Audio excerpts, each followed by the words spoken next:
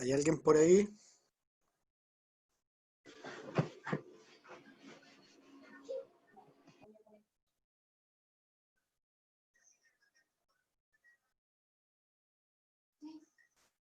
Hola, ¿se escucha, chiquillo? Hola, respondan.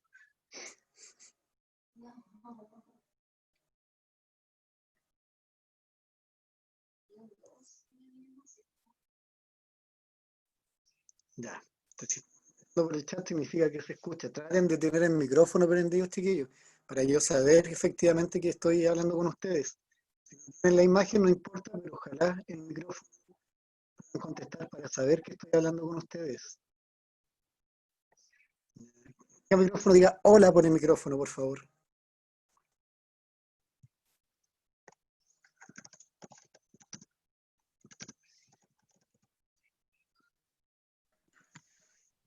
Hola, profe. Bien, ya. Hola, pues hay alguien por lo menos. ¿Cómo estuvo la semana? ¿Cómo les fue?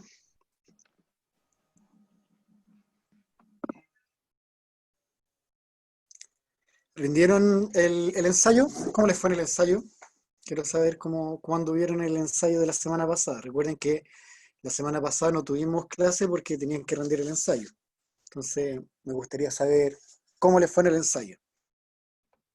Poco mejor que antes. Poco, pero un poco de ser harto más, ¿o no? O un poco nomás. Antes tuve como 10 buenas, 11, y subí como ¿Ya? a 15 o 16 por ahí. Ya, no importa que vayamos lento, pero que vayamos subiendo. Eso es lo Sí, importante. Coloquen todos que no tienen micrófono, cuántas buenas tuvieron, solo las buenas, ¿ya? En el chat. Así pongan, no sé, 20, 30, coloquen así para yo tener idea más o menos cuántas buenas tuvieron, aunque yo puedo verlo, pero mucho más rápido que ustedes me cuenten, y así vamos sabiendo cuántas buenas tuvieron, ¿ya? Así como Leandro puso, así el resto también me coloque, ¿ya? No es necesario que lo coloquen para todos, pueden escribirlo a mí nomás, ya yo lo veo, no es necesario que todos vayan a saber cuántas buenas tuvieron, ¿ya? Pero coloquen cuántas, así yo me hago una noción de cómo les fue, ¿ya? Si tuvieron la mitad buena, eso quiere decir, recuerden que de 65 eran 60 nomás las que tenían puntaje. Entonces, si tuvieron ya 30 buenas, es harto, ¿ya? Ya efectivamente, la manera de sacar puntaje, para que ustedes sepan, 43 buenas son 600 puntos, ¿ya? Para que ustedes tengan así como noción, porque 600 puntos ya es un puntaje súper bueno. Entonces, si tuvieron 43 buenas, significa que son 600, ¿ya? De hecho, lo voy a escribir ahí para que todos lo sepan y se acuerden que 600 puntos de lenguaje son 43 buenas. Ustedes se ponen metas cada vez que rindan ensayos, ¿ya? Así que sigan escribiendo en el chat de manera privada ya cuántas buenas tuvieron en el ensayo de lenguaje, así yo sigo dándome cuenta qué tal les fue. No más. Viendo cuántas buenas tuvieron en el lenguaje en el chat, ¿ya? Les cuento que la clase pasada estuvimos viendo literatura clásica, literatura de la época de los griegos. A ver si se acuerdan de algo de eso. Época clásica y época medieval. En el caso de la época clásica, estuvimos viendo específicamente como un aspecto histórico la literatura. ¿Qué quiere decir esto? Partimos hablando un poco de la Ilíada de la Odisea. Recuerden que la Ilíada tenía que ver con la guerra de Troya, no sé si se acuerdan bien. Y en el caso de la Odisea, era ya Ulises que había ganado la guerra de Troya y volvía a su casa, pero como no le hizo el agradecimiento a los dioses se enfadaron y no le dejaron regresar de buena manera. En el caso de ese tipo de literatura, la primera literatura, eso se llamaba los poetas, así se les denominaba a los presocráticos, anteriores a Sócrates, que escribían literatura. El más conocido era Homero, que escribió la Ilíada de la Odisea, y eso es una épica, o también conocido como epopeya. ¿Qué significa la épica o la epopeya? Son héroes que son capaces de luchar incluso contra los mismos dioses, ¿ya? O sea, en el caso de la Odisea, si se fijan, peleaba, no sé, pues, contra Poseidón directamente, Ulises. Y eso tenía una cosa de epopeya que se llama, de este héroe. Recuerden que el ámbito importante es la guerra de Troya y específicamente se le llama el caballo de Troya uno de los hechos relevantes. ¿Qué pasa con el caballo de Troya? Que engañaron a los troyanos y lograron entrar a su castillo y finalmente en la noche pudieron ganarle, ya que estaban todos los soldados, los tebanos, estaban escondidos dentro del caballo y los atacaron de sorpresa. El protagonista de la Ilíada era Aquiles y el protagonista de la Odisea era Ulises. Luego de las epopeyas, de este tipo de épica, empezaron los textos de los presocráticos y Sócrates, los sofistas, posteriormente. ¿Qué gracia tenía la literatura de esta época? Que era una literatura un poco más relacionada con la filosofía. Específicamente en el caso de Sócrates hay textos que tienen que ver con la vida de Sócrates. Recuerden que Sócrates no escribió nada, en realidad fueron sus discípulos, el mayor de sus discípulos era Platón, y dos de los textos que hablamos en un momento, y que son dentro de los textos que más se preguntan en la PSU, era el banquete, y el otro era la apología de Sócrates. El banquete era como este carrete que se pegaba a Sócrates antes de llegar a un juicio, era como su última cena, que incluso retiraba con el mismo Dionisio, que era el vino. Y en el caso de la apología, era nada más ni nada menos que el juicio que se le hace a Sócrates, porque él era condenado por corromper a la juventud.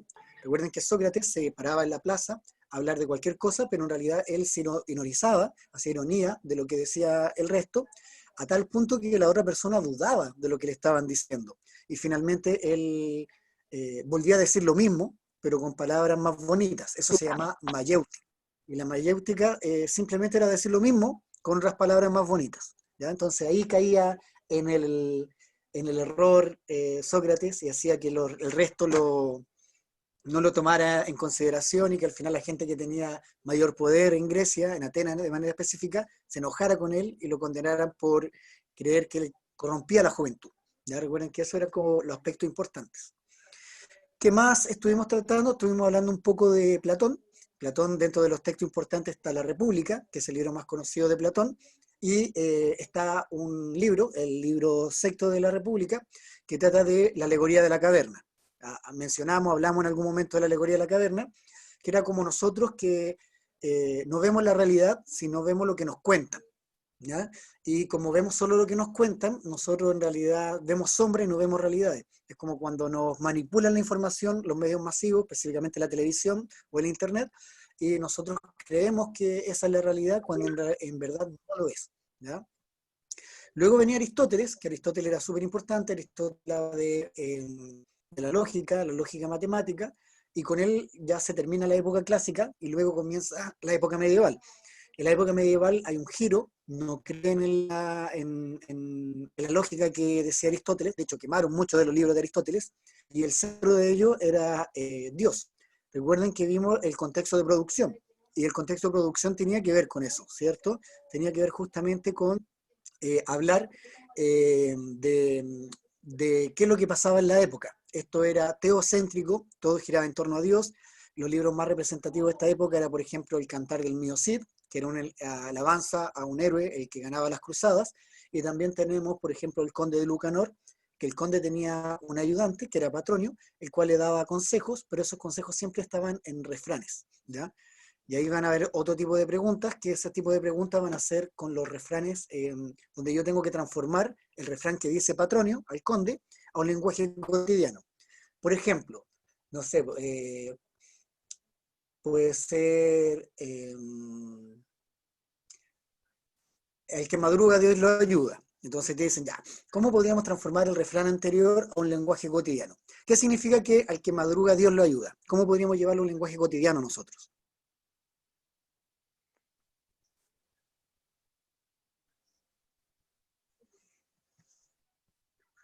El En que un se momento levanta tienen que temprano le va el que se levanta temprano a trabajar, el que se levanta temprano bien. como que le va mejor, ¿cierto? Ya, como al trabajo, bien. Efectivamente. Recuerden poner las buenas, no todos lo han puesto, hay como 6 personas nomás que me han mandado la cantidad de buenas que tuvieron en el ensayo. Todo el resto, escriban en el chat de acá de Zoom de manera privada cuántas buenas tuvieron. Faltan muchos que me coloquen la cantidad de buenas. Bien, entonces si vimos la época medieval, hoy día toca la época moderna. Eso es lo que vamos a trabajar hoy día. ¿Preparada, Amanda? Ya que usted es la que siempre está ahí contestando, créame que hoy día no va a ser la excepción. ¿Cómo está, Amanda? De pan a banana. Muy bien. ¿Se conectó más tarde o hoy día, mi Amanda? Y es que me estaba preparando once. Ah, ya. Viene a disfrutar de una comida mientras está en clases.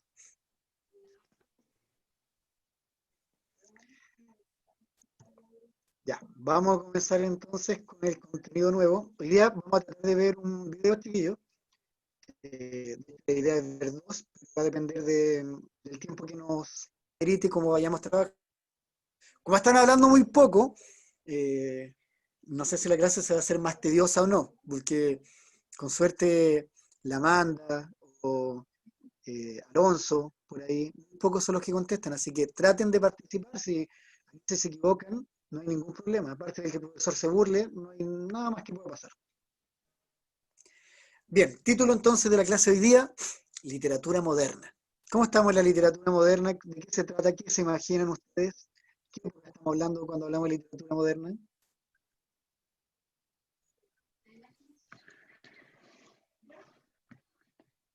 Los Juegos del Hambre, puede ser. Ah, O los Juegos del Hambre. Maze Moderna, Runner. recuerden que estamos trabajando del siglo XV al siglo XVIII. O sea, en ese periodo pasaron muchas cosas. Desaparece ese centro por la religión. Entonces, aparecen muchos textos que cambian esa cosmovisión.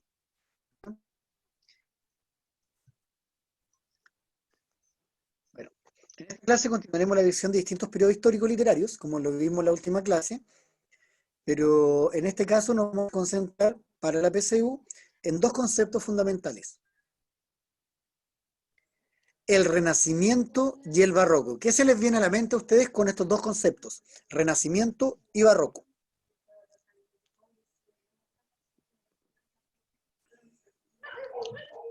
Una reforma, se me ocurre a La mí reforma. por Renacimiento, una reforma completamente.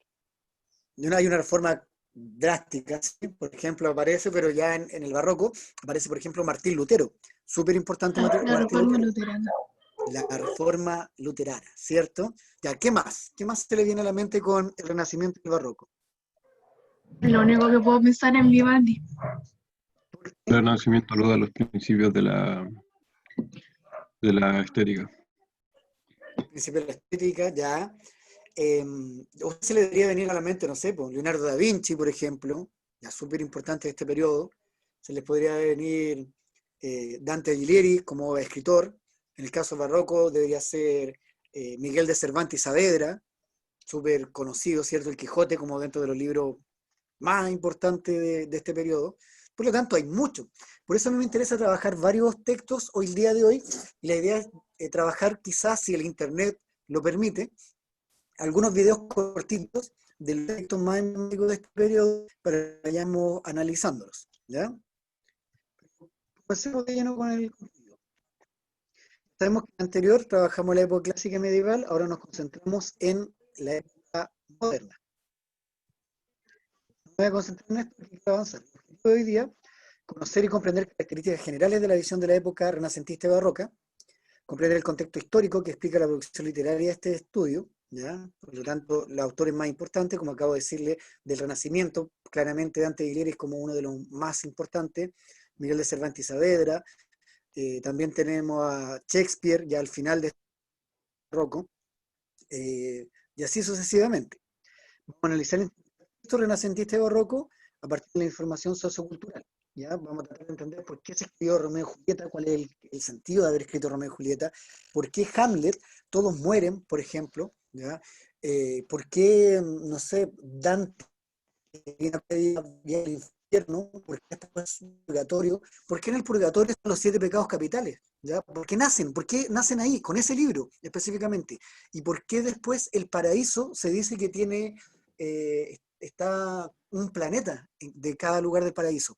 ¿Ya? Entonces, ahí hay que mezclar un poco con la visión religiosa que todavía está presente, sobre todo en Italia. Pensemos que Dante Alighieri era italiano, y ahí es donde todavía la religión es muy poderosa. Recordemos que ahí se crea el Vaticano, ¿ya? Siendo que justamente el Imperio Romano destruye a la religión como tal, luego es justamente el lugar donde vuelve a centrarse y comienza la visión teocéntrica. Amanda, léeme el fragmento de Calderón de la Barca.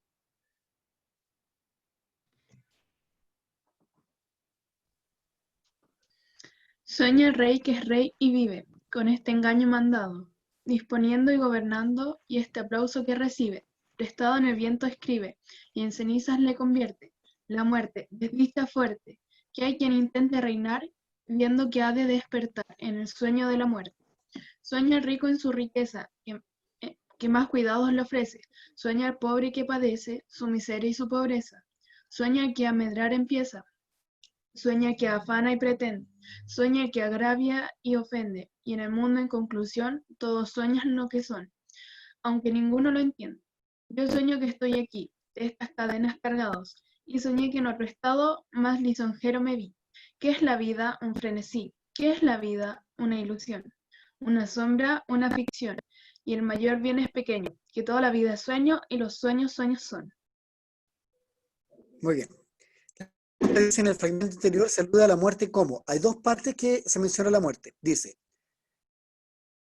en el viento escribe y en cenizas le convierte la muerte, desdicha fuerte. Y después, que hay quien intente reinar, viendo que ha de despertar en el sueño de la muerte. ¿Ya? Hay dos frases que se hace alusión a la muerte en el texto de Calderón de la Barca. Entonces, en el fragmento anterior, saluda a la muerte inspiradora de sueños, el sueño en que culmina la vida, una desgracia para el hombre. ¿Cuál de las tres o las tres estarían relacionadas con las frases que ahí aparecen relacionadas con la muerte?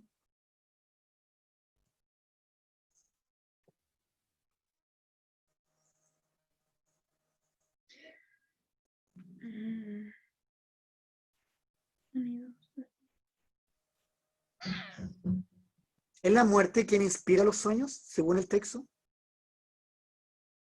¿Gracias a la muerte que nosotros soñamos, según el texto de Calderón de la Barca?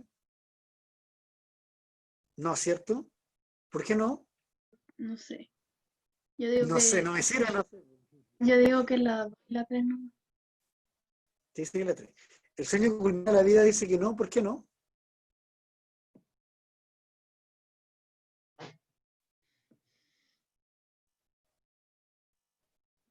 Si me dice, y en ceniza convierte la muerte. ¿Qué significa en ceniza? Que ya, Que se ya acaba, fue ya, que con po. la muerte la vida se acaba. Tanto la vida como los sueños se acaban. Por eso 2 y 3. 2 y 3. Una desgracia para el hombre, claro, porque aquí dice que hay quien intenta reinar viendo que va a despertar en el sueño de la muerte. Y arriba ya había dicho desdicha muerte. Por lo tanto, desdicha la muerte. Vamos a ver si al final de la clase mantiene su respuesta. Veamos estas imágenes.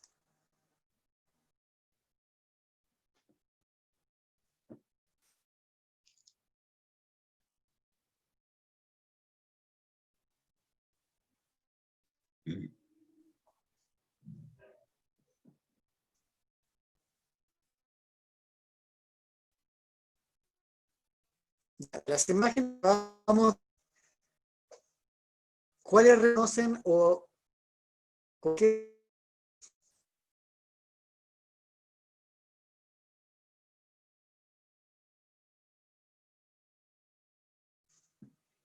no reconocen ninguna? El que está así como con... El que tiene Ya ahí 4 brazos y 4 ¿quién es? piernas. ¿Quién es? No sé, no me acuerdo.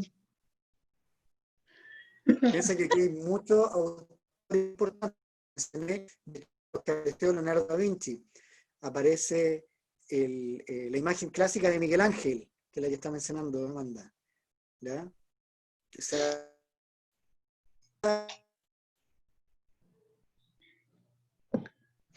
los 16 en realidad es Renacimiento y 17 sería Barroco, presencia del nacimiento y desarrollo de dos complejas corrientes artísticas, cada una representativa a partir del modo de creación y forma de concebir el mundo. El Renacimiento, que es el primero, que es renacer de la ceniza, volver a pensar en los griegos, volver a pensar en el hombre, centrarse nuevamente en el hombre, y en el siglo XVII ya un cambio total y aparece el giro copernicano.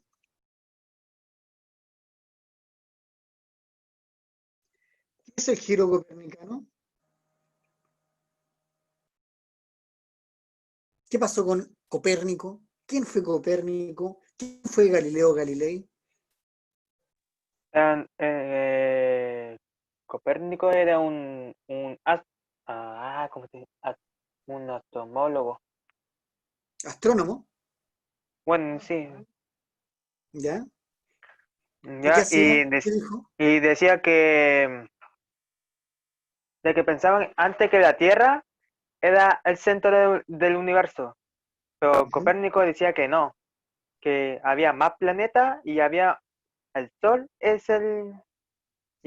que él fue que descubrió el sistema solar, creo, o su mayoría. Y no me acuerdo si fue él o no. La Tierra giraba en torno al Sol y no le creyeron, ¿cierto? Y después llegó Copérnico, volvió a decir lo mismo 100 años después, pero a él sí le creyeron, ¿ya? Por lo Y, tanto, claro, ellos empezaron a decir, o sea, primero se entendió que la Tierra era redonda, mucho antes, por lo mismo Cristóbal Colón llegó a América y no llegó a donde termina el horizonte, y ellos creían que ahí se acababa la Tierra y se caía uno, ¿ya? Sabemos que eso no ocurrió, y en el caso de Copérnico fue que le creyeron, lo importante fue que le creyeron de que la Tierra era la que giraba en torno al Sol y no el Sol en torno a la Tierra, que la Tierra no era el centro de todo, sino en nuestro caso, nuestra Vía Láctea es el Sol el centro de todo y todo gira en torno a él, ¿ya? Ahí hay un giro grande en el giro copernicano. Y por lo tanto los tipos de pensadores también cambian. Aquí aparecen pensadores como René Descartes, ¿ya? Quien dice primero pienso, luego existo. Por lo tanto el razonamiento comienza con él. Luego a finales del barroco comienza el siglo de oro, que es el siglo XVIII, aparece Immanuel Kant. Y Kant cambia también, tiene crítica de la razón pura. O sea, hay mucho razonamiento, pensar, razonar, y que no te pasen gato por liebre. Las creencias, los mitos desaparecen y todo tiene una cosmovisión científica, tecnológica, avances, ¿ya? Y la literatura claramente tiene que ver con esto. En el contexto histórico, nuestra realidad política aparece el Estado Nacional, se crean los países. Recuerden que antes estaban los imperios, estaba el Imperio Romano, qué sé yo, y aquí aparecen los países como tal, aparece España, Francia como tal, pero a la vez siguen teniendo monarquías absolutas, ¿ya? En el siglo XVI se reconoce Europa como monarquía absoluta y que hasta el día de hoy ya no es monarquía absoluta, pero siguen habiendo monarquías. ¿Qué significa monarquía? Que el poder está sentado en un rey. Nosotros sabemos que en Europa todavía existen los reyes, aunque los reyes ya no tienen el poder que tenían antes. Ahora hay un ministro en cada lugar que representa democráticamente a cada uno dentro del país, pero en general todavía existen las monarquías como tal, ¿ya? Y es desde esta época que aparecen. El poder se centra en este tipo de personas, ¿ya? Así que es importante el tipo de el asunto de reyes, porque muchos quieren ser como ellos. Aparecen los viajes de descubrimiento, surge el tipo humano, el conquistador. Recordemos que en este periodo donde comienza el descubrimiento de América, la conquista de América, aparecen tipos que quieren tener fama y vida gracias al descubrimiento de lugares. Recordemos que en Chile fue Pedro Valdivia quien conquista Chile. En el caso de Perú y gran parte, que donde se centra el virreinato, es Francisco de Pizarro. En México, recordemos que es importante porque tuvo mucha suerte, porque los aztecas había un designio, había una teoría que decía que iba a llegar un dios arriba de un animal, el cual iba a traer toda la vida y danza al pueblo azteca. y resulta que Hernán Cortés llegó a los que no son oriundos de América, de Europa, en este caso, y ellos creían que era y por eso se le hizo tan fácil conquistar, en este caso, a dos de los imperios más importantes que hubo en América, como la cultura azteca y la cultura maya. En el caso de Estados Unidos fue igual de... Vemos que los ingleses, que todo esto se divide, que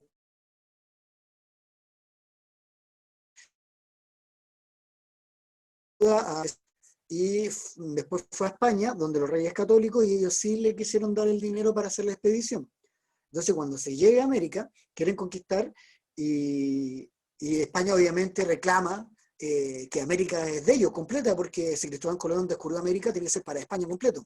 Y ahí empiezan los otros países dentro de Europa a disputarse ciertos lugares. Por ejemplo, Portugal. Dice, pero si el Cristóbal Colón es portugués, por mucho que él haya financiado a los reyes españoles, él es portugués. Y ahí se metió el Papa. Y el Papa dijo, vamos a tomar el meridiano. ¿Qué es un meridiano? Amanda, por favor, explíqueme qué es un meridiano. Un paralelo y un meridiano. No sabe. No estoy. Recuerden que uno es horizontal y el otro es vertical, y como que divide ciertos lugares del planeta. En este caso toma, paralelo de hecho fue específicamente, y dice ya, desde este paralelo hacia la izquierda va a ser para España, y desde este paralelo hacia la derecha va a ser para Portugal. Por lo tanto, como América tiene como una semicurva, si tú te fijas, desde Chile hasta Perú, es como recto. Y después América, desde Ecuador, se empieza a tirar hacia la izquierda. Por lo tanto, todo Centroamérica está mucho más a la izquierda, y obviamente que Estados Unidos y Canadá también. Por lo tanto, lo único que hay hacia la derecha es lo que nosotros hoy en día conocemos como Brasil. Por lo tanto, a Portugal le tocó lo que nosotros conocemos como Brasil. Por eso que los brasileños hablan portugués. Es por este designio que hace el Papa y decide que desde aquí para allá es portugués y de aquí para allá es español. Pero como España no podía abarcar tanto, se le metieron otros países. Por ejemplo, Inglaterra. Inglaterra empezó desde arriba. Ustedes saben que Inglaterra, Irlanda del Norte, Irlanda del Sur, Escocia, todo lo que es el Reino Unido, si uno fuese en barco, llegaría inmediatamente a lo que nosotros hoy día conocemos como Estados Unidos y Canadá. ¿Ya? Es mucho más rápido. Entonces los españoles se iban a demorar más. Así que los ingleses se aprovecharon y se fueron por arriba. Y llegaron a lo que nosotros hoy día conocemos justamente como Estados Unidos y Canadá. En este caso, los ingleses se sentaron en Estados Unidos, la costa del Atlántico que nosotros conocemos, que te podríamos decir lo que es hoy en día Nueva York, por ejemplo, ¿ya? Por ahí. O sea, no es tan lejos Inglaterra de Nueva York, por ejemplo. De hecho, en la época de la glaciación se decía que podría haber estado conectado Groenlandia con Inglaterra y todo era un solo continente, ¿ya? Entonces los ingleses aprovecharon, se fueron por arriba, ya, revolución inglesa, fueron a conquistar lo que hoy conocemos como Estados Unidos. Pero los franceses también querían, ¿ya? Y dijeron, ¿por dónde me puedo ir para llegar a un lugar que no esté en estos y pueda lograr conquistar una parte de América? Entonces, hicieron la misma ruta que los ingleses, pero se fueron por más arriba. Por eso que hoy en día la mitad de Canadá habla inglés y la otra mitad habla francés. Los franceses también se fueron por allá, pero llegaron mucho más al norte y la mitad de lo que conocemos como Canadá fue francesa. Aunque hicieron expediciones igual más al sur. De hecho, una de las Guyanas, ¿conocen las Guyanas o no? Sí, hay dos. Hay dos, la Guyana francesa y la Guyana holandesa, Normal. que hasta el día de hoy son parte de estos países. También fueron aprovechados. Holanda, la Guyana. Italia le costó. Italia se metió y la botita está bien abajo y el único lugar donde pudo introducirse fue Argentina. Por eso que los argentinos tienen tanta descendencia italiana, son tan buenos para las pastas, para las pizzas, ¿ya? Porque de hecho parte de Argentina fue conquistada por los italianos, la otra parte que venía con el remato de Francisco de Pizarro, fue los argentinos tienen descendencia italiana, son mitad italianos, mitad españoles, ¿ya? Y así fueron varios países. Pues. Por ejemplo, se metió a varias islas del Caribe, porque tenían mejor potencial que incluso que los españoles. ¿Ya? Lo que hoy día nosotros conocemos como las Bahamas o Islas Caimán.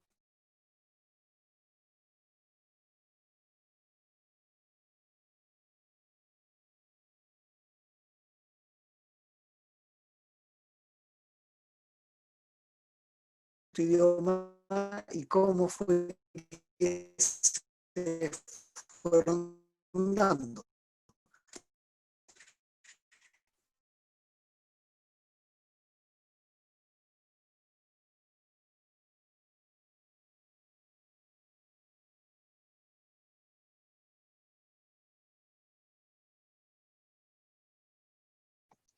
En el contexto cultural, como visión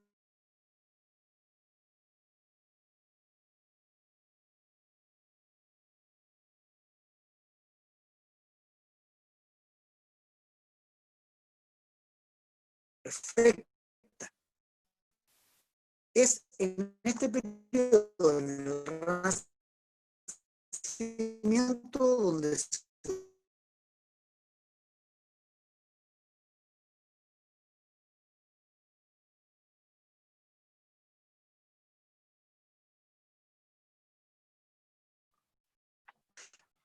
aparece lo que nosotros hablamos como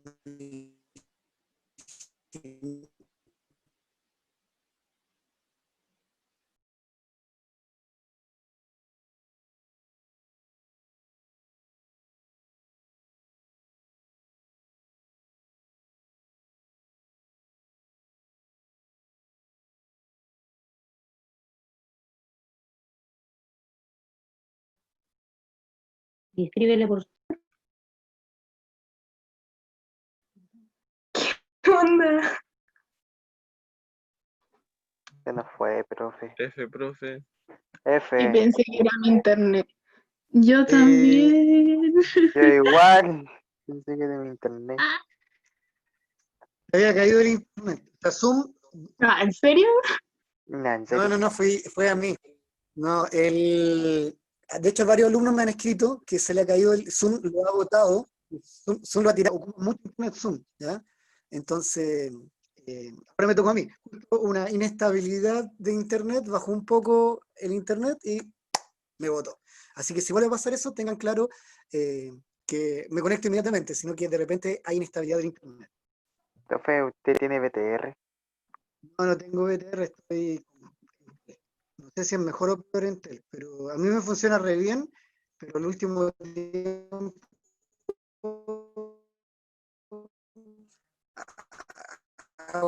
bateado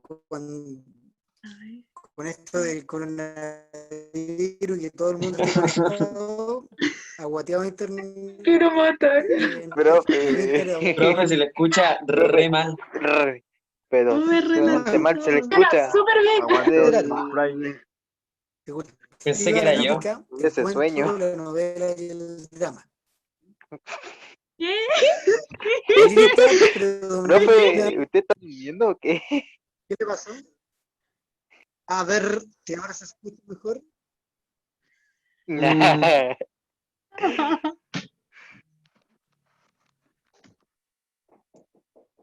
A ver, ahora Mal. Sí, más o menos. ese robot Fatal. ¿Qué? sigue escuchándose mal. Déjame mover el celular. Sí, Oh, muy mal. demasiado mal, profe, se le escucha. ¿Se escucha mejor? BTR le No. pega muy fuerte a este profe. BTR le está pegando 1000 patas, profe. What the fuck? Ay. Mejor ese, ¿no?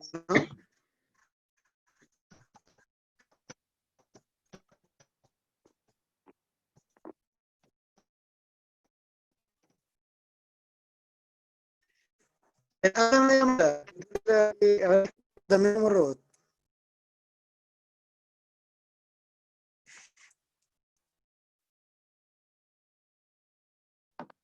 Creo que hablen. Ya, yo lo escucho perfecto.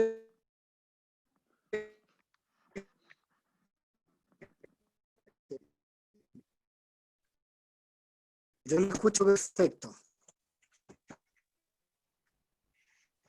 ¿Iván? ¿Iván?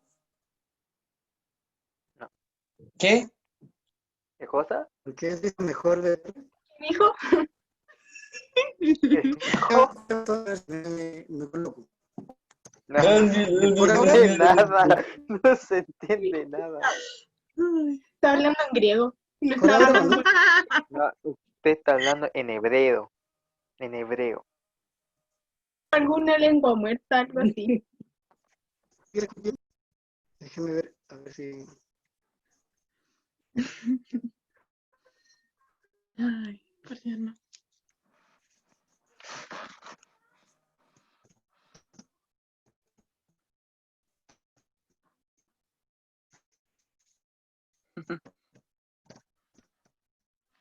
¿Se escucha mejor ahora?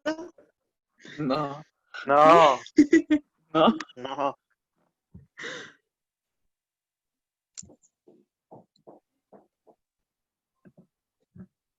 ¿Está mejor? Sí. Sí, le va un poquito mejor.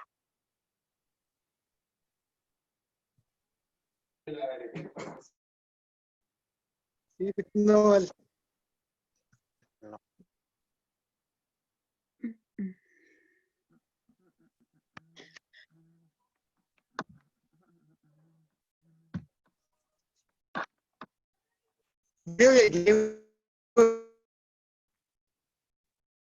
Lo perdimos. Lo ¿Se fue? perdimos. Lo perdimos. Se nos vimos. Lo perdimos de nuevo. Le dio el coronavirus, parece. Ay, qué cosas, ¿no?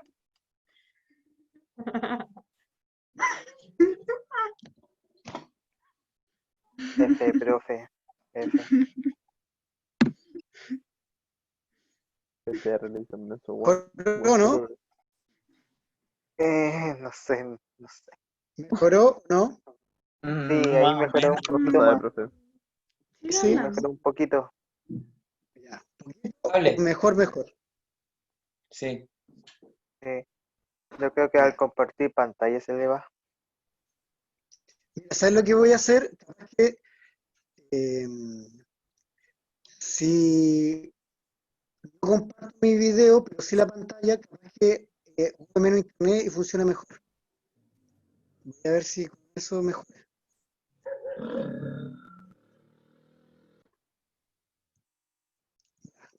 Lo que estoy proyectando se ve Renacimiento, contexto literario. ¿Qué cosa? ¿Se ve el contexto literario? ¿Se ve la Ah, pantalla? sí. Ahora Sí, sí. sí se ve.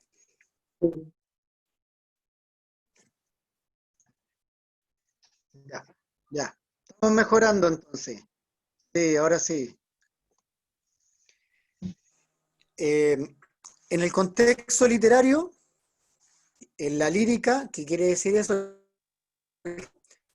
Los temas amorosos son los que predominan, obviamente. Y a través del cuento se ve, ¿qué es esto? Toda la decadencia que hay en España principalmente.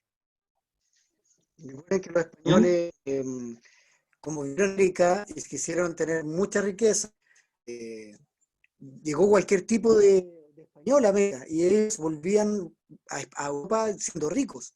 Pensemos que uno de los pelafustanes que no tenían gracia fue el que descubrió Chile, Diego de Almagro, que era una persona de clase baja, no tenía ni un título de nobleza, ¿ya? A diferencia de Francisco Pizarro. En España se reconoce el nacimiento del Teatro Nacional, se hablan temas internos de la cultura predominante en España, ya muchos de clase baja, empiezan las chimbas, ya en el caso de Inglaterra, un poco que tiene que ver con el inglés, que se caracteriza por su tono popular y la primacía de Profe, crímenes. profe, Por ejemplo, Sherlock Holmes, mismo se le está terminan todos escuchando re mal. muertos, los mismos Romeo y Julieta. Dígame, Hable por eso. de nuevo se escucha mal. Sí. Ah, no. ¿Seré yo o serán todos ustedes? Sí, nosotros, Ya, eso definitivamente. se escuchó bien. Y ahora creo que... Definitivamente son todos ustedes, no soy yo el problema, son ustedes. Ujú. Ya, a ver si se escucha, me tienen que responder. ¿Cuáles son las obras que ustedes manejan de Shakespeare? ¿Qué? ¿De Hamlet. qué? ¿Qué obras conocen de Shakespeare? ¿Qué obras ¿Ah? conocen Hamlet. de Shakespeare? Hamlet. Hamlet. Bien. Romeo y Julieta. Otro. Aparte de Hamlet. Mm, Romeo y Julieta. sí. Y sería. ¿No se acuerdan más? ¿Qué pasa con Otelo? Ah, pero... Yo les aseguro que la última PSU, si pensamos en Shakespeare, no sé, a salir el año, 5 veces Shakespeare, y de 5 ha sido una vez Romeo y Julieta, y 3 veces Otelo. ¿De qué trata Otelo? Si aparece más veces que incluso las otras obras de Shakespeare. ¿Alguien tiene eso? ¿No les suena? ¿Qué dijo, profe? ¿A nadie le han dicho que tiene el síndrome de Otelo? Lo he escuchado, pero no me acuerdo de qué se trataba.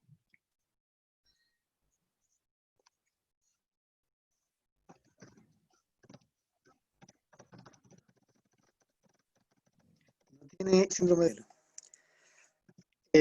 La persona que es celosa extremo, de manera extrema, cuando son celos injustificados. ¿Ya?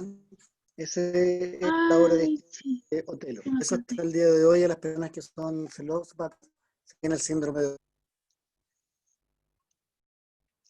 La obra más importante del Renacimiento tenemos en el caso de Boccaccio, de Camerón, también en Italia y por supuesto en el caso de España tenemos el Lazarillo de Tormes, que aparece el primer arqueotipo, no, y eso no es un estereotipo, sino el Lazarillo que acompañaba al ciego. El ciego era pésima persona, trataba muy mal al Lazarillo, acompañaban a los ciegos. Y el Lazarillo que entró a hacer, como el ciego, obviamente no podía robar dinero al ciego, si se dio cuenta. Y empezó a subir su clase social, vistiéndose con ropa más elegante.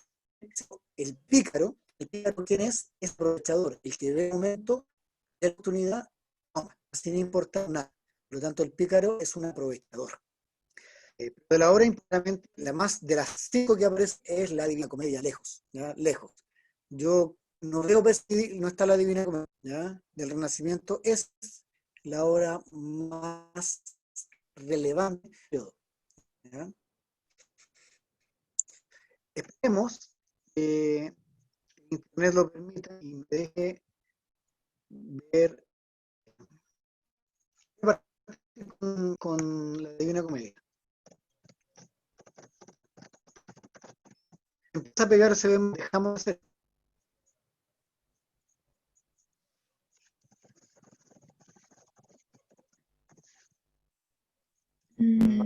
No. ¿Se ve? ¿Se ve la imagen? ¿No? No se ve el ¿No? power. El power. Ya, denme un segundo. A ver si logro.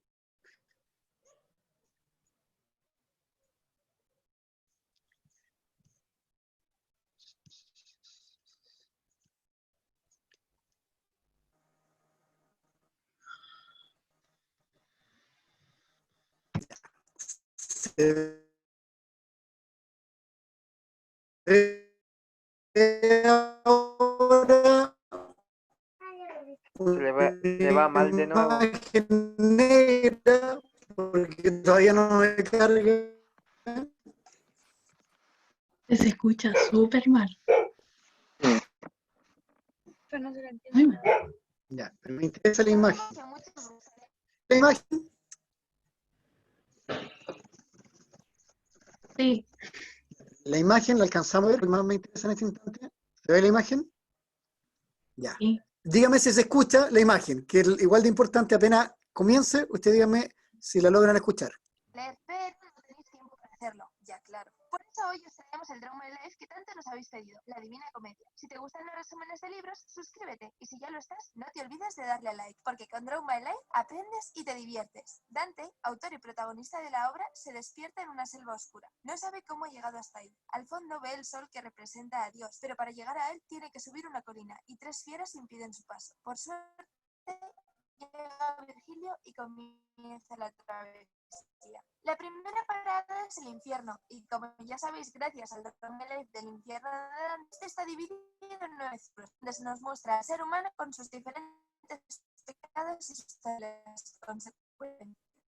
Una vez superado el infierno, Virgilio es una montaña rodeada de agua del infierno. Posee 7 padres escalones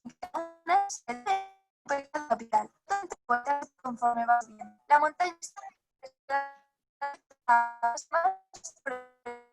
más cerca.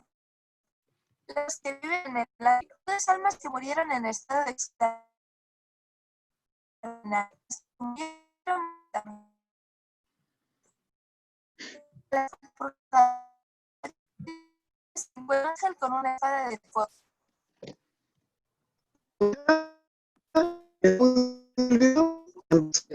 Escucha mal, profe. ¿Qué?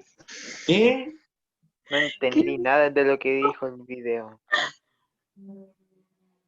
Al comienzo del video se escucha bien, pero Sí, después al siempre- comienzo se escuchaba bien. Si se escucha mejor el audio. Pero y a mí me escucha.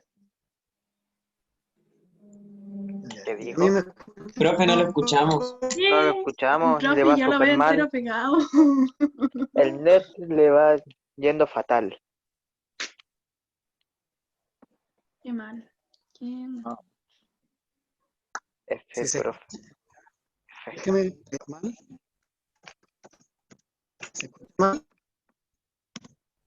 Sí. Yes, Sí, el chat. Sí. Ya.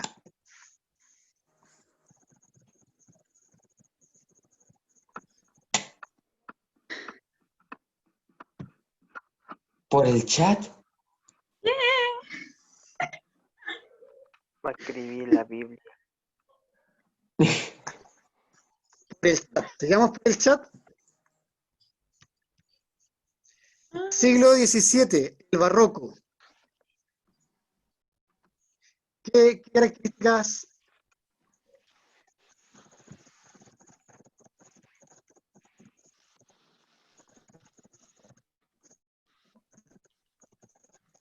características tiene el barroco?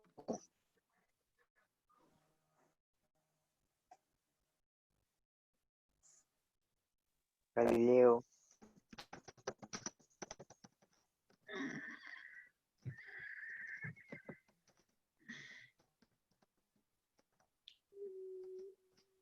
¿Conocen de esas imágenes que aparecen ahí?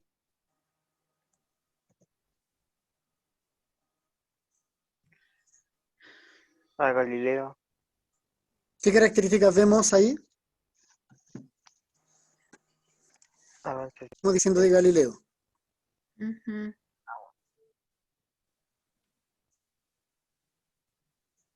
¿Qué hizo Martín Lutero? La reforma luterana. Ya. ¿Y por qué se inicia la reforma luterana? ¿Qué hace Martín Lutero?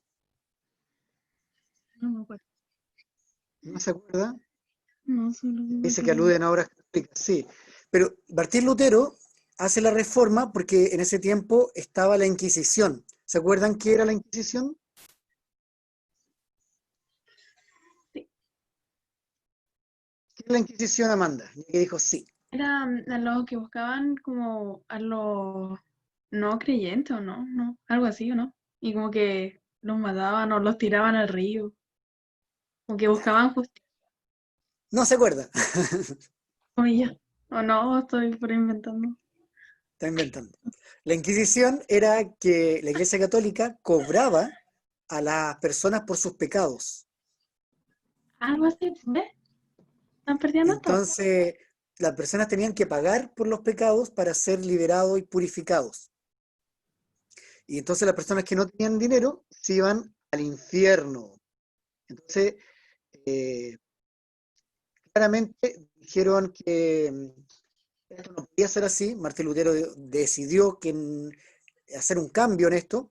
Y en este caso, Martín Lutero hace la reforma protestante, que es para que se alejen de la Iglesia Católica y no tengan que pagar entonces la Inquisición. El avance científico, dijimos, Galileo fue el primero en decir que la Tierra giraba en torno al Sol, luego Copérnico. El Concilio de Trento fue que se juntaron nuevamente los de la Iglesia Católica para volver a tener a las personas de este periodo ya que volviesen a creer en ellos, en la Iglesia. Para eso se vuelven a juntar en el Concilio de Trento. Eso se llama la Contrarreforma. Si Martín Lutero hace la reforma, la Iglesia Católica hizo la Contrarreforma con el Concilio de Trento. Entonces, deterioro de la sociedad española y, como yo le había mencionado recién, creación de la Inquisición donde se cobraba por los pecados para ser liberados. En el aspecto cultural aparecen personajes muy importantes, como yo recién le había dicho, René Descartes en Francia, junto a Leibniz y a Spinoza. Ya habíamos hablado de Galileo Galilei y en el caso de España aparece Gracián. Recuerden que aquí lo importante son la literatura principalmente, con el Quijote de la Mancha. En este caso aparece Miguel de Cervantes Saavedra diciendo que él quería escribir un libro de caballería, de un personaje el cual hablara sobre las andanzas de los caballeros andantes de la época medieval, pero en realidad no era un caballero andante, era una persona que tenía una enfermedad, la cual creía, tenía alucinaciones, y él creía que en realidad peleaba contra ciertas personas, y no era así, ¿ya? El Quijote de la Mancha es un personaje icónico de la literatura porque está loco, aparece el estereotipo del loco, del tipo que está con problemas, lo que hoy día nosotros diríamos esquizofrenia, ¿ya? Y el tipo tenía alucinaciones y peleaba contra molinos de viento, peleaba contra personas que no existían, ¿ya? Y él quería salvar a la gente y en realidad no la salvaba. Tenía a su amada, que era Dulcinea, pero Dulcinea nunca la conoció, nunca estuvo con ella, ¿ya? Entonces es una historia bastante compleja en el caso del Quijote de la Mancha. Ya no se entiende bien por qué el Quijote de la Mancha tenía esas expectativas. Y al final los amigos de él deciden ayudarlo, que vuelva a su pueblo, a La Mancha, y lo quieren cuidar, ¿ya? Porque saben que está mal de la cabeza. Ese es como el trasfondo. Nosotros sabemos que Quijote de la Mancha generalmente parte la PSU con algún fragmento, y el libro parte diciendo: en algún lugar de la Mancha, de cuyo nombre no quiero acordarme, vivía Rocinante caballero, un hidalgo caballero, de rostro delgado, ya fruto de rostro, que una persona muy delgada. A eso se refiere. El Quijote de la Mancha era una persona delgada, que no tenía el perfil de un caballero.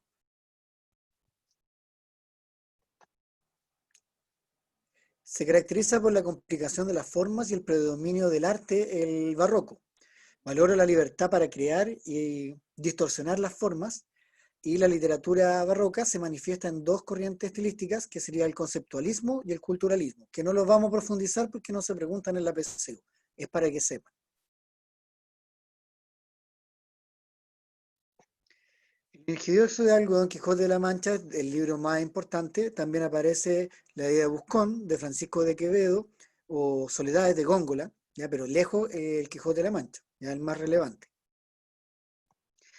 Y es en esta época donde aparecen varios de los tópicos literarios que ya hemos visto con anterioridad. Por ejemplo, el Carpe Diem, que es vivir el día a día; Locus Amoenus, que significa un lugar ameno; Beatus Ille, bendito o dichoso aquel. Todos escritos en el latín, porque recuerden que desde la época medieval que el lenguaje que predominaba era el latín. Y es justamente en la época del Renacimiento y el Barroco que se pierde el latín, por eso se llama que el latín es una lengua muerta, y hoy son los idiomas que nosotros conocemos los que predominan desde el siglo XVI en adelante. Los personajes importantes de estos dos periodos: el humanista, el conquistador, el estudiante y el cortesano. Recuerden que aparecen las cortes, aparecen la nobleza, aparte de los reyes, aparecen los señores feudales que ya venían de la época medieval, el estudiante, por lo tanto aparecen las universidades, el conquistador, que es el hecho de que viene a conquistar América, el caballero andante, que venía con el Quijote de la Mancha, el gozador, representado por Don Juan Tenorio, el Don Juan, o también conocido como el burlador de Sevilla; la amada ideal con Dulcinea; el pícaro con el Lazarillo de Tormes. La pregunta de Amanda era correcto, era 2 y 3 con La vida sueño de Calderón de la Barca, así que estaba bien. Obvio. Nos vamos a ir a las preguntas.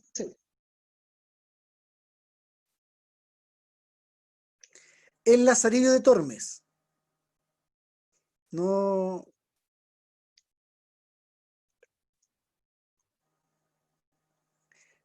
me voy a centrar en el Lazarillo porque quiero trabajar, ya que no pudimos la Divina Comedia, a ver si ahora podemos el Quijote.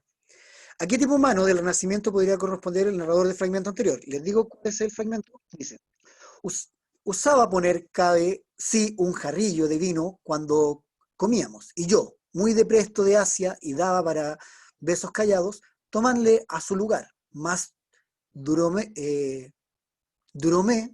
poco, en los tragos del ciego conocía la falta, y reservar su vino a salvo. Bastante complejo el texto. Este es el Lazarillo de Tormes, recuerden. Nunca después de esperaba en el jarro, antes le tenía por el asa asido. Mas no había pierda imán que así trajase a sí mismo como yo, con paja larga de centeno, que para aquel menester tenía hecha, la cual, metiéndola en la boca de jarro, chupando el vino, lo dejaba en buenas noches. Mas, como fuese el traidor tan astuto, pienso que me sintió, y de en adelante mudó propósito, ya sentaba su jarro entre las piernas y atrapábale con la mano, y así bebía seguro.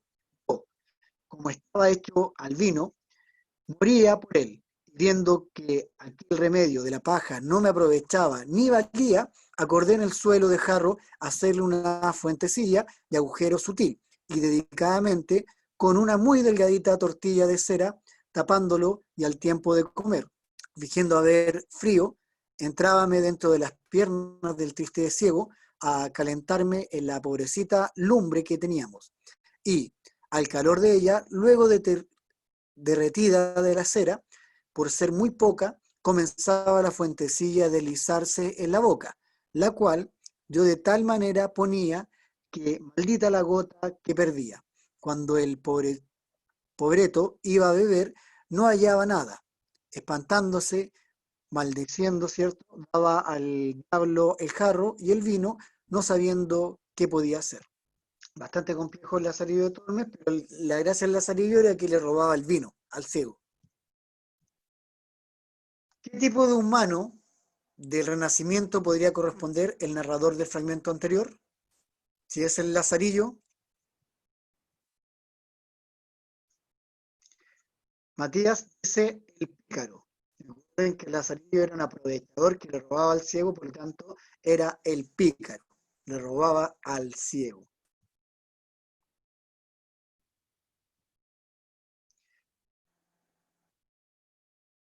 Ya, voy a saltar eso porque ya sabemos la respuesta correcta de esa pregunta.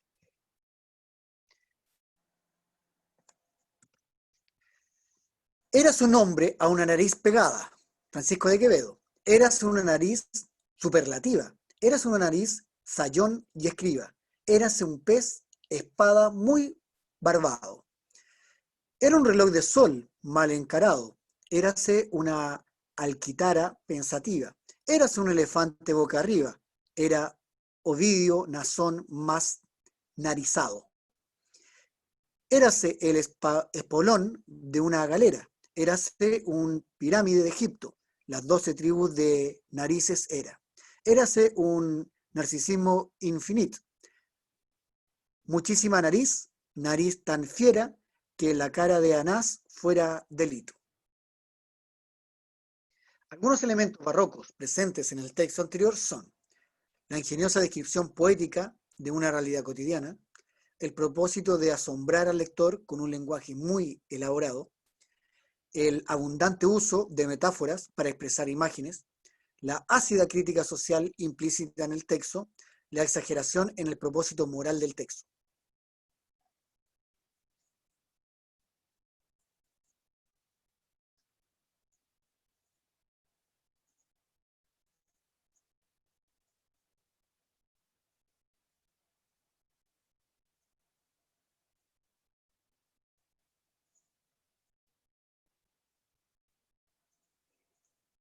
¿Cuál podría ser la respuesta correcta?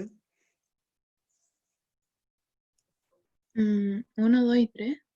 ¿Podría 1, ser? 2 y 3, Amanda.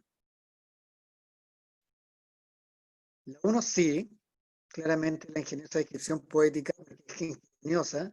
El propósito de asombrar al lector, claro, porque habla de una persona que tiene una nariz grande, pero le da una visión distinta. También abundante metáfora, porque hace una comparación implícita. No hay ácida crítica social, claramente no habla de crítica social. Y aspecto moral tampoco, ¿no? Por lo tanto era 1, 2 y 3, como muy bien dijo la compañera. Ya, vamos a tratar de ver el video que espero que ahora sí podamos, ¿ya? Ya que el internet ha mejorado.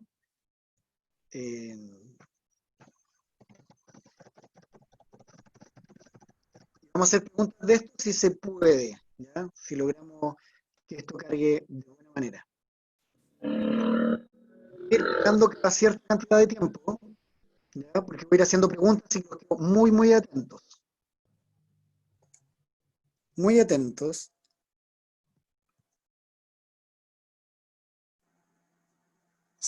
Esto no es, claramente no es. Que 20% de la población de la Tierra habla inglés. ¿Se ve bien? Primero que todo. No se ve. No se ve el power. Al menos yo veo el power. Ah, Pero ya. escucha el video. Qué raro. Ya, vamos de nuevo a ver si hay un problema con eso. Déjame un segundo. ¿Se ve el Quijote ahora? ¿Dice Don Quijote de la Mancha? Sí. Ya, atentos. El audio no es muy bueno y yo voy a ir pausándolo y haciéndoles preguntas. Sí, los quiero muy, muy atentos, porque este es el análisis del Quijote de la Mancha. El primero es el Quijote, el del medio, su acompañante de baja estatura es Sancho Panza y el caballo es Rocinante. Alonso Quijano es un tipo de mediana edad, pobre y que vive en La Mancha. Le encanta leer libros sobre caballeros, tanto que se pasa noches enteras sin dormir leyendo sobre estas aventuras, al punto de volverse loco y pensar que es un caballero. Consigue cosas que tiene un verdadero caballero, como una armadura y un caballo. Por tal motivo, cree que su viejo caballo es un corcel y lo llama Rocinante. También piensa que un caballero debería tener novia, así que encuentra a una campesina y la llama Dulcinea. Sale de su casa y emprende su primer viaje. Se detiene en una posada, Se encuentra con algunas prostitutas, las cuales piensan son elegantes y que el lugar donde se encuentran es un castillo. Don Quijote quiere ser apodado caballero. Él le pide al posadero que lo llame de esta manera. El posadero lo hace, pero creyendo que está loco. Al rato, un hombre viene a buscar agua para sus mulas. Don Quijote piensa que es un enemigo y lo comienza a atacar. El dueño se enoja con Don Quijote y le pide que se detenga. Al día siguiente, Don Quijote sale de la posada y va en busca de alguna aventura. Don Quijote ve un grupo de vendedores y quiere demostrar su amor por Dulcinea, su princesa de fantasía. Les dice que deben decir lo hermosa que es, o de lo contrario, no los dejará pasar. Pero los mercaderes comienzan a golpear. Don Quijote está herido, comienza a hablar solo. Un hombre se detiene, lo ayuda y lo lleva a casa. Todos se preguntan qué le pasó a Don Quijote, entre ellos sus amigos el sacerdote y el barbero. Él les dice que se lastimó peleando con unos gigantes. Ellos encuentran sus libros y los queman para que ya no los pueda leer. Luego, planean mentirle a Don Quijote. Le dicen que todos sus libros fueron destruidos por un hombre mágico que montaba un dragón. Él les cree. Don Quijote quiere salir nuevamente y convertirse en un héroe. En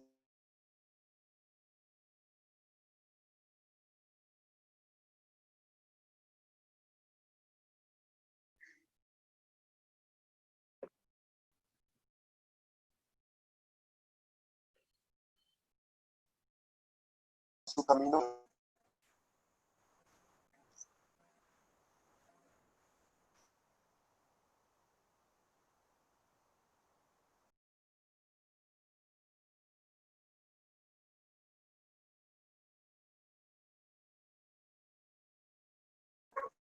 Una pregunta con-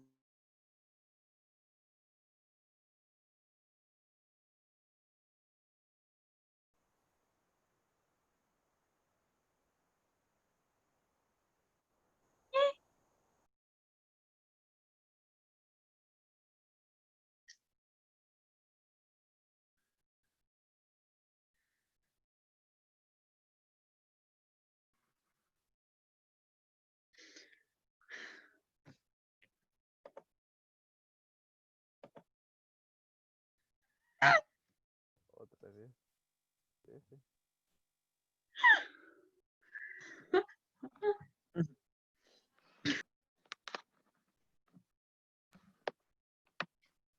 Ya valió verga el profe otra vez.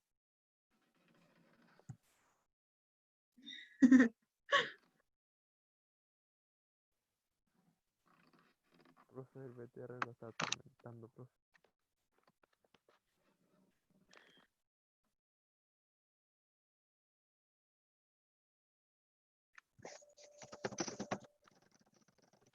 ¿Se escucha mejor o no? ¿O seguimos igual de mal? Más o menos. Más o menos.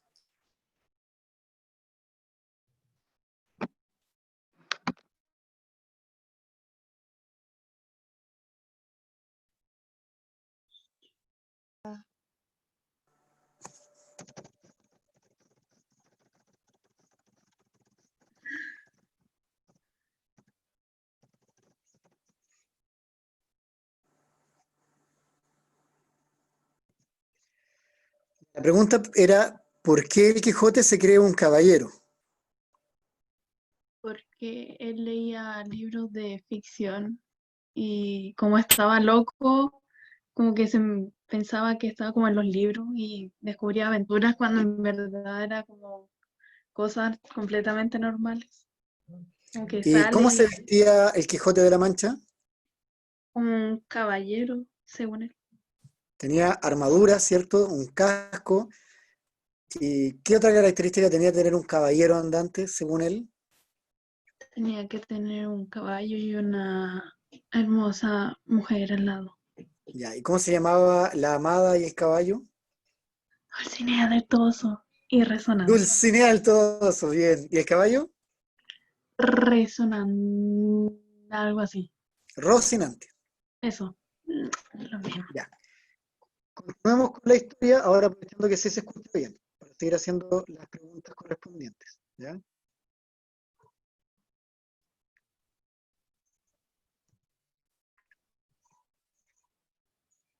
Don Quijote convence a Sancho de ser su sirviente y que a cambio le dará muchas riquezas. Se van juntos y en medio de la noche Don Quijote ve 40 molinos de viento y como está loco, piensa que son gigantes e intenta atacar uno de ellos con su espada, pero esta rebota sobre el molino. Después cree que fue engañado nuevamente por el hombre mágico del dragón que cambió los molinos por aquellos gigantes. Al día siguiente, Sancho y Don Quijote se encuentran con unos pastores viejos y empiezan a hablar con ellos. Don Quijote hace un relato sobre grandes caballeros, pero los pastores no entienden de qué habla. Alguien menciona que uno de los pastores llamado Crisóstomo murió. Luego oyen la historia de una chica a la que perseguía llamada Marcela. Marcela era una bella mujer que se vestía como un pastor. Muchos hombres vestían como ella para acercarse, pero ella los rechaza a todos. Don Quijote y los pastores van al funeral de Crisóstomo. En el funeral, un tipo habla de él. Uno de sus poemas hacia ella se lee en voz alta. Es un poema sobre él siendo rechazado por Marcela. Marcela aparece en el lugar. Ella pide a todos que no la odien. Les dice que solo porque alguien la ama no significa que ella tenga que amarlo también. Don Quijote y Sancho van a buscar una posada donde quedarse. De camino, ven a un grupo de hombres y sus caballos. Rocinante comienza una pelea con uno de los caballos. Uno de los hombres comienza a golpearlo y Don Quijote intenta defenderlo, pero también es golpeado. Después de este problema, Don Quijote y Sancho se van de la posada. El posadero exige que paguen su estadía. Don Quijote piensa que es un famoso caballero y por esto no debería pagar. Don Quijote se va y Sancho se queda para discutir con el posadero. Al salir de aquel lugar, Don Quijote y Sancho ven algunas grandes nubes en la distancia. Don Quijote piensa que son dos ejércitos luchando. Cuando se acercan, resultan ser dos rebaños de ovejas. Don Quijote ataca a las ovejas. Los pastores se dan cuenta y lo apedrean. Entonces, Don Quijote se da cuenta de que son ovejas y se enoja porque una vez más cree que el hombre del dragón lo engañó convirtiendo las ovejas en ejército. Don Quijote y Sancho continúan viajando. Ellos... Ya. Siguiente pregunta. ¿Por quién cree ser engañado Don Quijote? ¿Por qué al confundir el rebaño de ovejas con un ejército, él le echa la culpa a alguien? Al hombre mágico del dragón. Al hombre mágico del dragón, ¿cierto? Cuando él va a un funeral, ¿quién se aparece ahí y qué explicación da con respecto a la persona muerta? Marcela. ¿Y qué pasa con Marcela? ¿Qué pide Marcela? Porque ella dice así como que no porque la amaran ella tenía que amarlos de vuelta, porque un sujeto estaba leyendo como un poema de amor, pero rechazado en el funeral. Ya, por lo tanto, que no la odien porque la persona que se mató estaba enamorado de ella, pero ella no sentía lo mismo. Bien. Entonces ven a un hombre. Don Quijote piensa que el tipo es un caballero porque lleva puesto un casco. En realidad, está usando un balde. Don Quijote ataca al tipo, quien huye. Don Quijote conserva su casco. Luego, ve a algunos guardias escoltar a unos prisioneros a la cárcel. Les pregunta a todos por qué son prisioneros. Después de la respuesta, Don Quijote le dice al guardia que los libere. Entonces, él pelea con el guardia y los prisioneros escapan. Don Quijote se asusta porque cree que la policía lo buscará porque él liberó a los prisioneros. Don Quijote y Sancho se esconden en las montañas. Don Quijote encuentra 200 monedas de oro y se las da a Sancho. Luego, encuentran una mula muerta. Unos pastores le cuentan a Don Quijote acerca de un niño loco que va por todas partes matando cosas. Don Quijote quiere encontrar al niño y ayudarlo. Cuando lo encuentran, el niño le dice a Don Quijote que él es hijo de un duque y que se encuentra triste. Se suponía que debía casarse con una chica llamada Lucinda, pero su padre lo envió a vivir con la familia de otro duque. Y ese duque envió a su hijo llamado Fernando a vivir con la familia de Cardenio. Fernando es un buen muchacho. Sedujo a una granjera llamada Dorotea y luego la abandonó. Fernando también sedujo a la novia de Cardenio, Lucinda. Sancho y Don Quijote viajan más lejos. Don Quijote le dice a Sancho que le entregue una carta a Dulcinea. Entonces Don Quijote le dice que él mientras tanto se quedará en las montañas para arrepentirse de sus pecados. Cuando Don Quijote escribe la carta, Se da cuenta de que realmente no conoce muy bien a Dulcinea. Entonces Sancho le dice que ella no es más que una campesina. Don Quijote le grita y le dice que no importa quién sea. Sancho se va para entregar la carta, pero se detiene en una posada donde ya había estado antes. Se da cuenta de que olvidó la carta, pero se encuentra a los amigos de Don Quijote, el sacerdote y el barbero. Ellos deciden reescribir la carta por Sancho. Luego le dicen que debe sacar a Don Quijote de las montañas. El sacerdote Ya, entonces sigamos con el sacerdote. ¿Con qué niño o qué característica tiene el niño que se encuentra el Quijote y Sancho? Estaba triste. ¿Pero por qué? ¿Cuál es el motivo? Un Intercambiaron enredo por... amoroso familiar. Claro, porque lo intercambiaron, ¿cierto? Lo intercambiaron su familia. Era hijo de un conde y lo mandaron a vivir con otra familia de un conde. Muy bien. Eh, ¿Qué pasó con la carta que llevaba Sancho para entregarle a Dulcinea? Se lo olvidó. ¿Y qué hizo con la nueva carta? ¿Cómo logró tener una nueva carta para poder entregarle? Los amigos de Don Quijote, ellos se lo hicieron. Ya, bien. y el barbero van a buscar a Don Quijote. Ellos también escriben una carta falsa de Dulcinea. En la carta dicen que Don Quijote debe ir a buscarlo. En el camino se encuentran con Cardenio. Él les cuenta el resto de su triste historia. Luego se encuentran con Dorotea, la granjera con la que Fernando había estado. Ella les cuenta que Fernando prometió casarse, pero nunca lo hicieron porque ella estaba en una clase social diferente.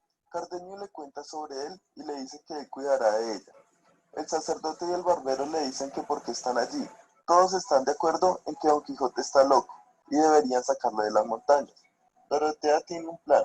Ella fingirá ser una princesa. Entonces, todos van a buscar a Don Quijote. Dorotea le dice a él y a Sancho que es una princesa y que su reino está en problemas. Entonces, Don Quijote quiere ayudar. Deciden ir al pueblo. Dorotea le dice que su nombre es Princesa Micomicona. Le cuenta cómo un gran monstruo llamado Pandafilando le arrebató el reino después de la muerte del rey.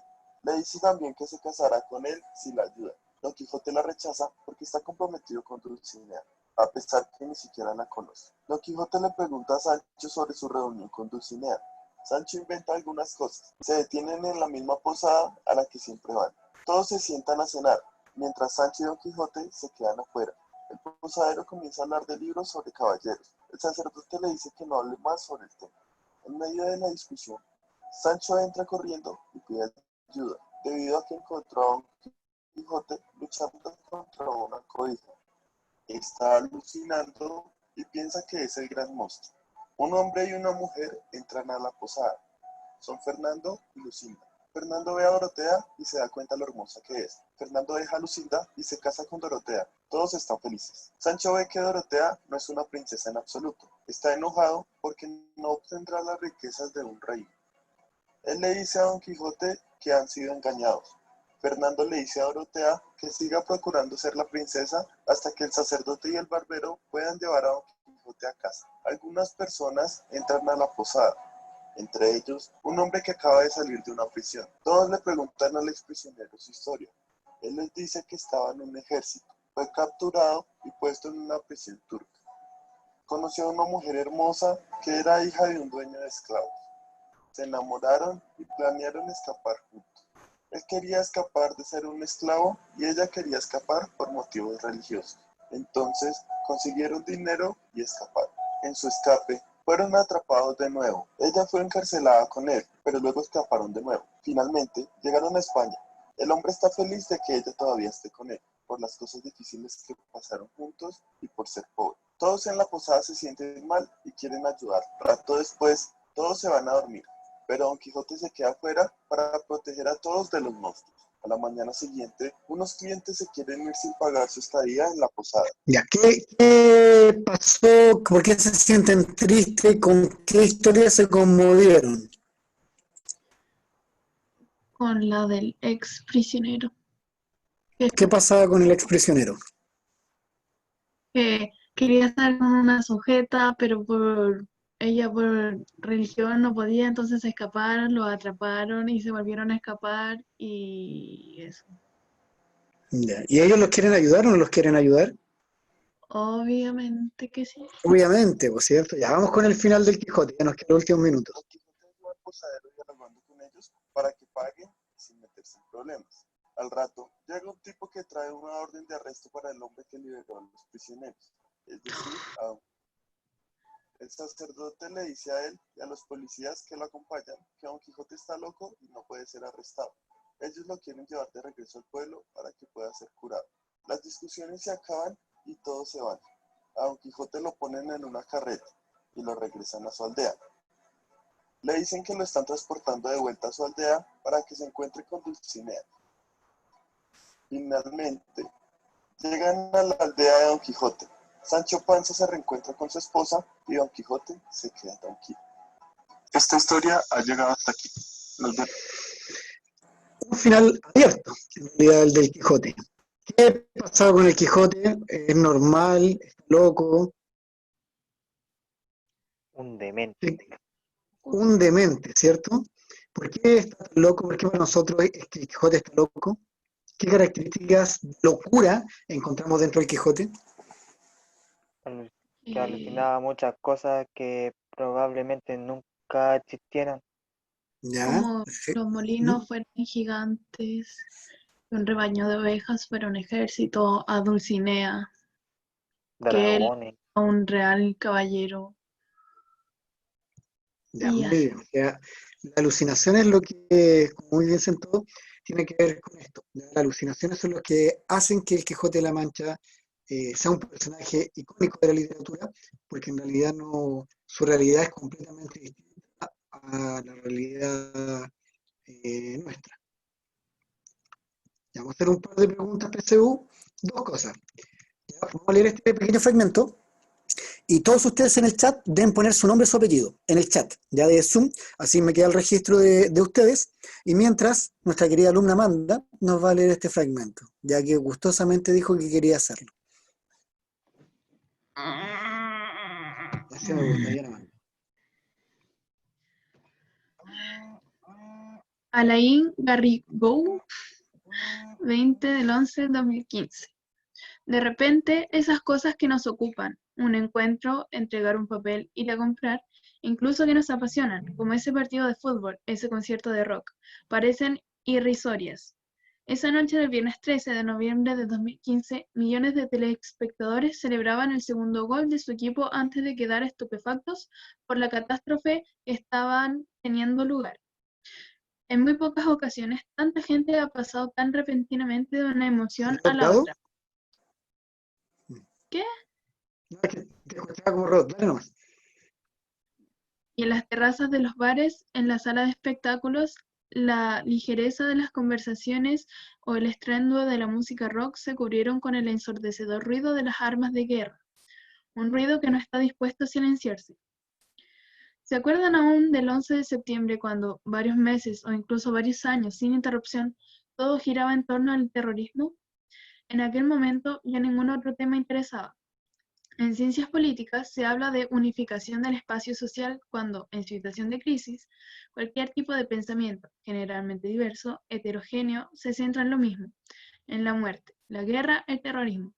Estaríamos equivocados, seríamos superficiales, incluso inmorales si pensáramos en algo distinto a los atentados, si hiciéramos algo distinto a compadecernos, como si las personas muertas en París y en Saint-Denis solo fueran víctimas de lo no esencial, de la vida alegre, de la despreocupación.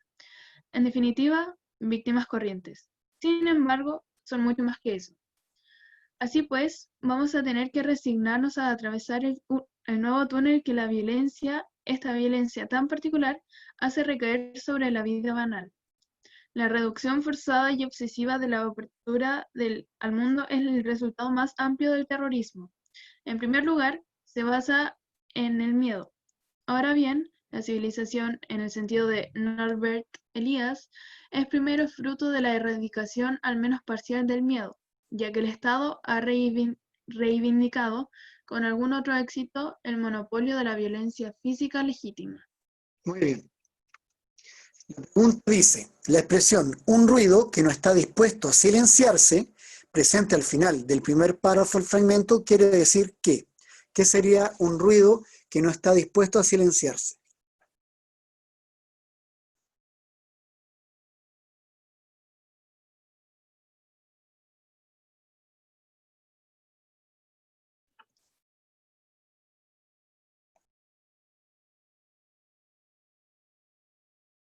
Cuando dice no está dispuesto a silenciarse, significa que no va a acabar, ¿ya? Que está recién comenzando esto. Por lo tanto, ¿cuál sería la respuesta correcta? La B.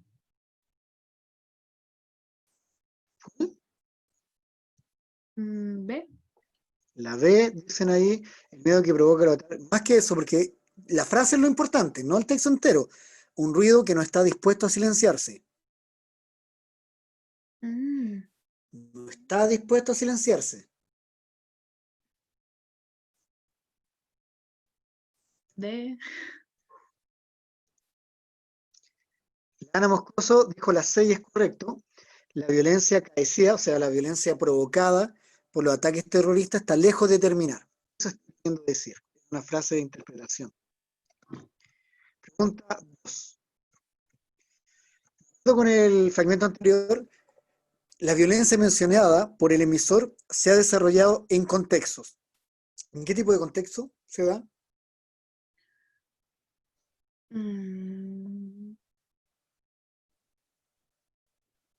Cotidianos, ¿no? Cotidiano, porque se da en cualquier tipo de contexto. A eso se refiere. Y la última pregunta que alcanzamos a hacer, ya que faltan 3 minutitos para que completemos la hora. ¿Qué función comunicativa cumple la expresión? Así pues, que inicia el tercer párrafo del fragmento leído. Lo importante es, ¿para qué se utiliza esa expresión? Da lo mismo en qué parte se hubiese utilizado, sino así pues.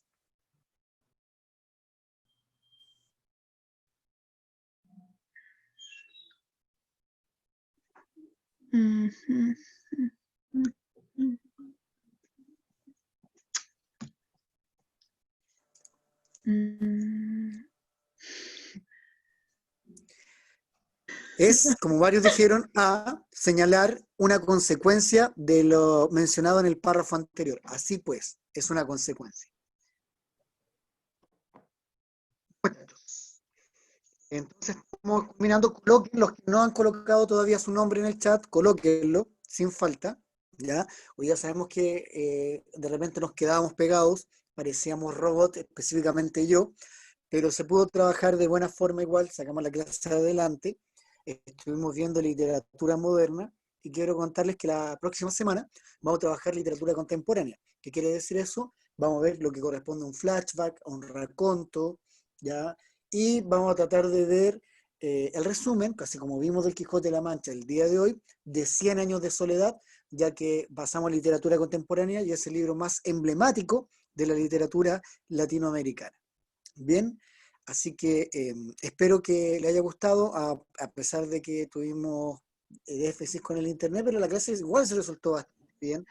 Bueno, lo único que participan siempre los mismos, ¿ya? Entonces tratemos de participar todos para que esto resulte de buena manera y esperemos que vayamos mejorando los puntajes, ¿ya? Así que